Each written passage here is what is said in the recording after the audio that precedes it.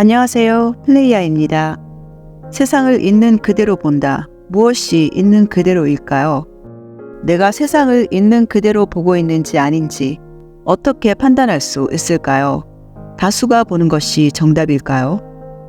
또 세상을 있는 그대로 보면 괴로움이 생기지 않을지, 과연 세상을 있는 그대로 보는 것이 가능한지 아닌지 세상이 존재하고 있는 방법을 살펴보겠습니다.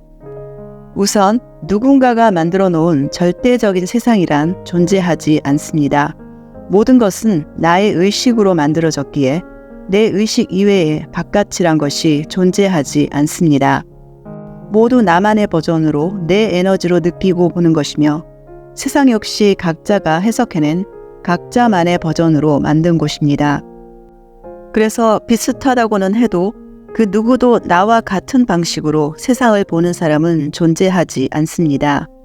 상황과 현상, 환경 등 세상은 내가 동의하고 합의한 집단의식이 아니면 내가 가장 깊이 사실이라 믿고 있는 것을 반영하고 있습니다. 이것이 세상을 이루고 있는 모든 것입니다. 있는 그대로를 본다를 나의 판단과 아무런 감정의 개입 없이 모든 집단의식이 동의하는 방식으로 서술할 때를 말한다 라고 정의를 할 수는 있습니다. 예를 들어 이 장미는 붉은색이다, 중력이 작용한다, 두 사람이 서로 소리를 지르고 있다 등등 판단과 감정 없이 관찰이나 묘사만 하는 것을 있는 그대로 보는 것이라 사회적 약속을 할 수도 있습니다. 그렇다고 이것이 본질을 설명하게 되는 것은 아닙니다. 세상을 아무런 판단 없이 관찰만 한다 하더라도 나의 감각기관과 뇌는 나의 더 높은 의식이 제공하는 에너지장을 필터링해 물질로 해석하고 있는 것이기에 물질을 본다는 그 자체가 이미 있는 그대로를 보는 것이 아니기 때문입니다. 때로는 부정적인 판단을 하지 않기 위해 이러한 감정 개입이 없는 관찰이 필요한 경우도 있지만 관찰만 하면서 인생을 살 수는 없습니다. 관찰은 경험의 한 부분이고 수단일 뿐 내 삶의 목적이 된다면 모든 자연스러운 나를 억제하는 결과를 낳게 됩니다. 안 되는 것은 이 세상에 없고 모두 선택의 자유이지만 감정 없는 중립적인 관찰만으로 삶을 살겠다 하는 것은 감정을 느끼지 않으려는 회피에 지나지 않습니다. 꽃 한 송이도 아름답다 여기지 말고 있는 그대로 보아라 라고 하는 것은 부정적인 것을 피하기 위해 긍정적인 면까지 희생시키는 삶으로 인간으로서의 경험에 대한 가치를 이해하지 못한다는 뜻입니다.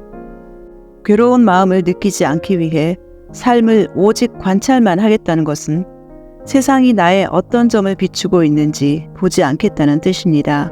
이것은 세상을 통해 새로운 나를 발견하고 나에 대해 배우고 성장하는 경험을 하지 않겠다는 말과 동일합니다. 삶의 곳곳에서 아름다움을 발견하고 감상하고 감탄하는데 결코 주저하지 마시길 바랍니다. 생이 끝난 후 영혼이 뒤돌아보는 것은 나는 어떠한 존재의 상태였나입니다.